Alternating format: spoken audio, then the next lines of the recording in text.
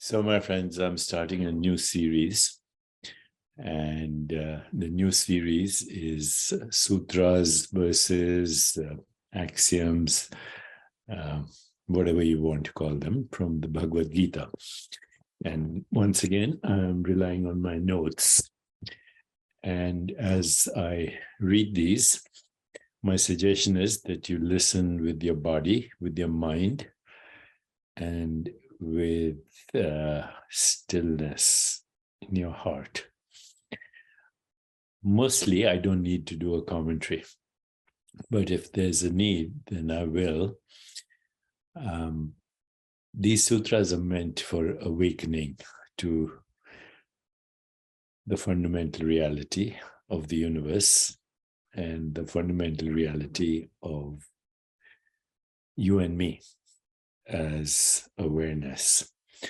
So the Bhagavad Gita, of course, has many commentaries, but I'd like to share how I see it. Okay, Lord Krishna represents pure consciousness. Arjuna, the warrior, represents the conditioned mind. The battlefield is between good and evil, Kurukshetra.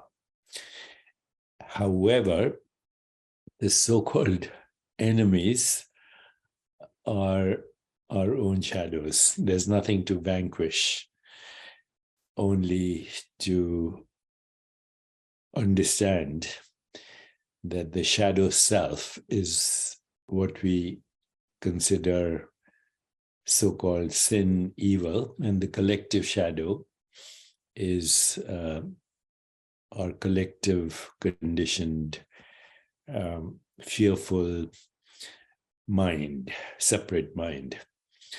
So that's enough for now.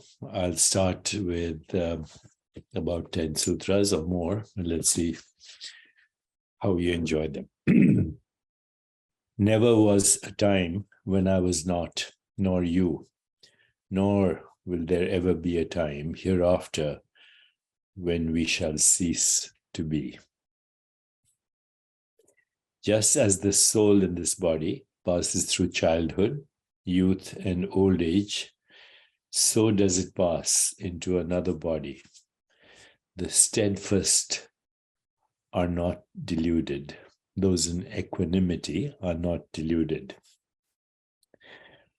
The contacts of the senses and their objects, remember, objects are perceptual activities of the self.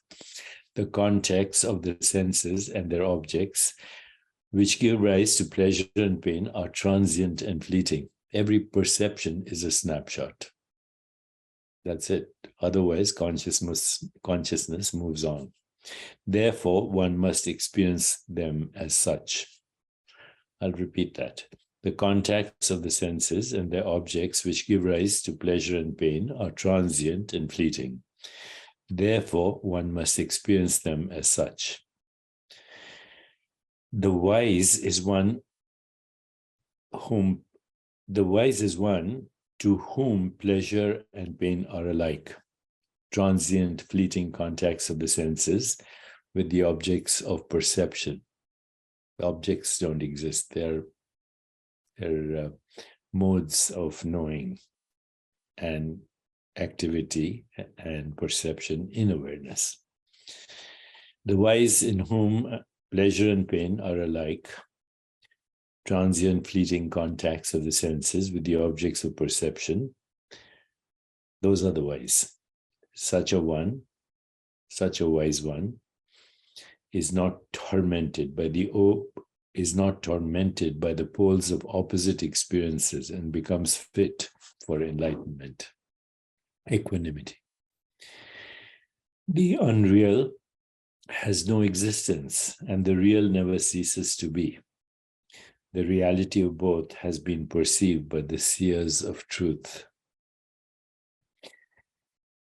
Know that to be imperishable, by which all this is pervaded, but none can bring about the destruction of this indestructible substance, which is the self, awareness, pure awareness. He is never born, nor does he ever die. Nor, having once come into being, will he ever cease to be. Once come into becoming, I would say. He is unborn, eternal, unchanging, and ancient. He is not slain when the body is slain. He, she, it, doesn't matter. Just as a human being takes off worn out garments, once again, just as a human being takes off worn out garments and puts on new ones, so the embodied soul casts off worn out bodies and enters new ones.